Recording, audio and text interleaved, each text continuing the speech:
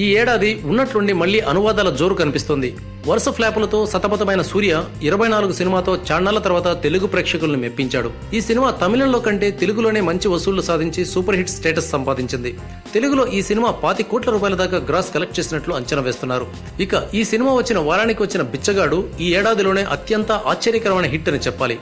ఈ సినిమా విడుదలవుతున్న సంగతే జనాలు పట్టించుకోలేదు, పెద్దగా పబ్లిసిటీ కూడా చేయలేదు. కానీ కేవలం మౌత్ టాక్ తో జనాల్లోకి వెళ్లిపోయిన బిచ్చగాడు ఆశ్చర్యకరమైన వసూళ్లతో దూసుకెళ్తోంది. ఇప్పటికే ఈ చిత్రం 7 కోట్ల దాకా గ్రాస్ కలెక్ట్ చేసినట్లు చెప్తున్నారు. ఫుల్ రన్ లో 10 కోట్ల రూపాయల దాకా వసూలు చేస్తుందని అంచనా. ఈ సినిమా హవా కొనసాగుతుండగానే విశాల్ మూవీ రాయుడు వచ్చి బాగానే దండుకుంది.